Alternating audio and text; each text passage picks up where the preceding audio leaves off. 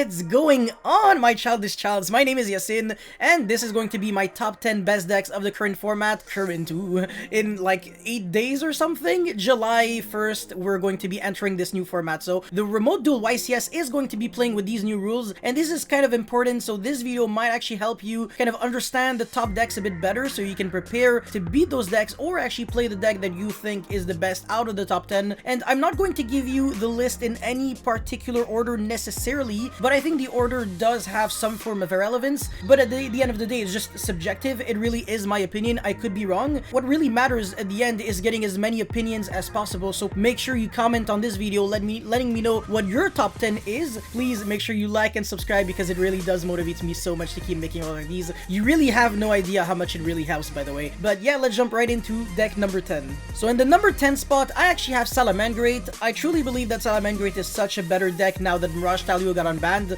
the reason for that is because your level 3 extenders like Spinny, they are not just monsters that help you make link summons and that's it, that's all, and it's just like a one-trick pony that gets banished. No, it actually does so much more than that. Constantly make rank 3s, even with one Mirage Talio. You can technically use Mirage Talio multiple times in one game. You can always get back the material in the graveyard instead of having to get it banished, and Mirage Talio can summon Gazelle directly from the deck and doesn't negate the effect of whichever monster you summon, which is pretty huge, honestly. The reason why this is big is also because it can be a compulse in a way. Mirage Talio helps you break boards. 2-card combos that didn't really exist before are now valid. So Salamandra, on top of being really good going first because of the huge consistency boost, the fact that it has 3 Silent Mining, 3 Debug, Buffalo access still, 1 Gazelle, 1 Circle, that's not too much, but still. And going second, it's much better because there's Update Jammer, Transcode, Access Code, Flash Mage. The deck is just so much better, and it'll keep getting better and better and better. Parallel Exceed is still a card. This deck has so much going on, but I truly believe that it gets the number 10 spot for me. Alright, number 9 is a deck that people might completely disagree with me, but I honestly think that this deck can finally shine a bit more than before, and that deck is actually Altergeist. The reason why I think Altergeist is now better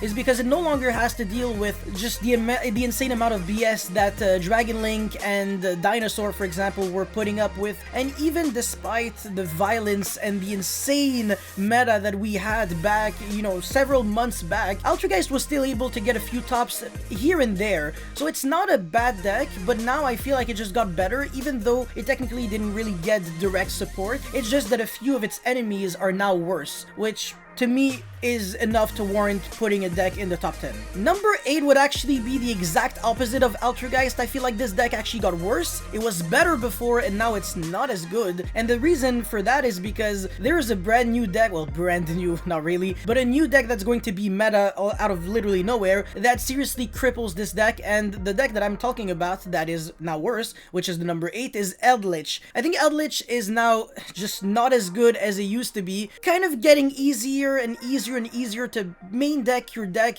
in order to beat control decks, because combo decks are a bit less aggressive. Yeah, sure, there's still Drytron and other stuff like that. You don't need to play as many hand traps. You can start playing board breaking cards instead. They're making Herald of Ultimateness and stuff, so if you can Kaiju or have Forbidden Drop, Dark Ruler, etc., you should be okay. Number 7 is also a deck that got worse, but at the same time, it technically got better with a new card, and that is Scrap Dinosaur. In theory, this would have been in the top 5, but since Miscellaneous Auras got limited, it's just less good. The deck is still good, it's just no longer overpowered, which means that, yeah, if you can get rid of the first misc, or if you can survive through the first misc, you'll no longer have to deal with a bunch of unaffected by card affected dinosaurs, which was the main scary thing about the deck. If you can DD Crow the misc, for example, well, they're going to have significant issues getting that Archosaur in order to pop the baby and start their combo, and the Overraptor, Conductor, Tyranno are now going to be really in danger from board breaking cards, trap cards, etc. So yeah, Dinosaur is a bit worse, but still pretty good. Number 6, and I feel like people are also going to tell me that I'm crazy for putting this in number 6, but I think it's really good. I always loved this deck, and even though it actually lost a card on the ban list, I think it's still a very good deck because it didn't technically lose as much as people think it lost. So that is pure Zodiac, and the reason why I'm saying that is because Zeus is still a thing. It's still a 3, so you can just play 3 Zeus with as many Zodiac Xyz as possible. The deck is extremely consistent. Yeah, I mean, you already know it. One single Zodiac monster can pretty much break a whole board. Zeus is still a really good card in control. You can still play a bunch of trap cards. So even though the deck did lose Drancia, I don't believe it's the end of the world, honestly. Alright, number 5. Really similarly to Zodiac, this deck also lost a card in the ban list, and that is the exact same card, Zodiac Drancia. But this time, we're talking about Tri-Brigade, and I want to say Tri-Brigade variants in general. So Tri-Brigade Zodiac is, yeah, infinitely worse.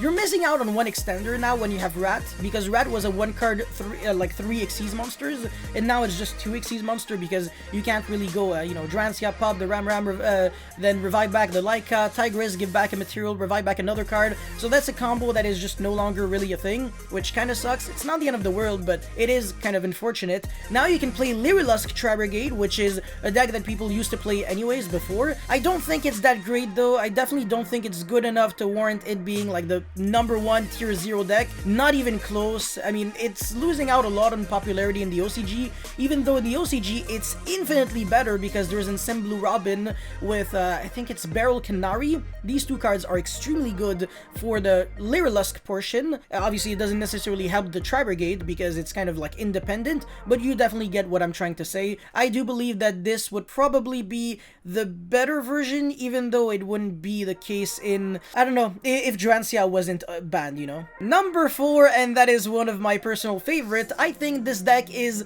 only good if you're really good at the game, and that is Skystriker.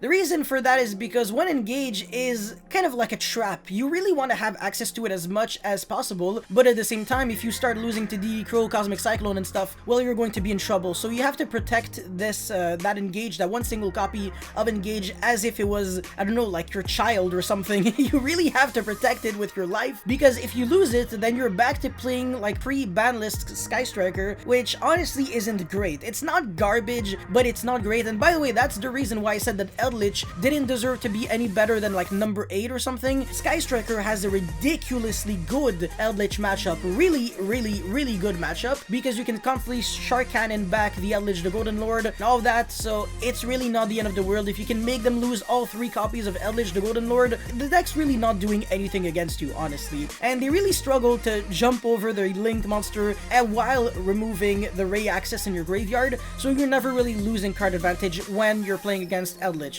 Now, another matchup that I really want to talk about would be the Tri-Brigade matchup. It's pretty good for Skystriker as well, because the deck doesn't really make generic Omni Negate, Spell, and Trap Negates. So if you have cards like Afterburner or Widow Anchor and stuff like that, you can pretty much pick apart the whole board, and you'll definitely be fine. I mean, you can literally break a full Tri-Brigade Lyrilusk board with 2 cards. Like, Afterburner and Ray is already game.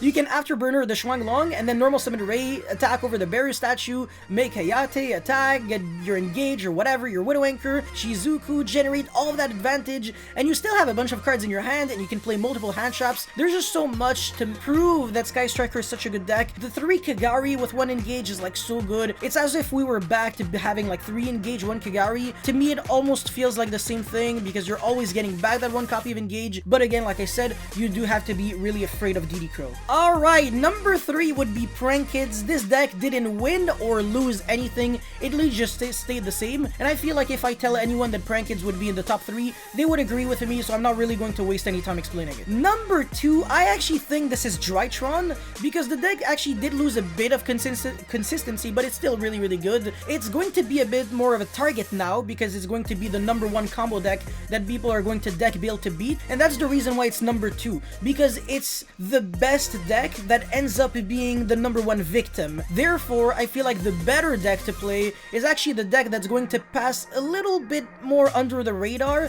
because it's not a combo deck and it's kind of like a bit more of an in-between, and I'm going to get into it in literally 5 seconds. Yeah, well, because of the editing, this might actually end up being a bit less than 5 seconds, but still, you get the point. Alright, the #1 deck is Shaddoll Invoked Dogmatica, or any of the variants, honestly. It doesn't really change anything. Shaddoll Invoked, Invoke Dogmatica, Shaddoll Dogmatica, there's like 10 billion, okay? There's a lot of variations of the deck, and I feel like almost practically every single one of them are really good. Winda is terrifying. Punishment is a great card. You can search it super easy. The deck is super consistent. One Alistair gets you there, Alistair obviously dodged the ban list again, which is dumb. The card's unfair. I mean, the card single-handedly gets you a negate and a flow of resources going on. That was something that the deck couldn't even do back in the days when it first came out. You actually had to give up on real light attribute cards if you wanted to make Merkaba, but now the Alistair itself is a fire and a light attribute. You realize how good this is? This is really good. And also Link Summoning ironically made the deck even better. Now for Shadow's, it's funny because technically if I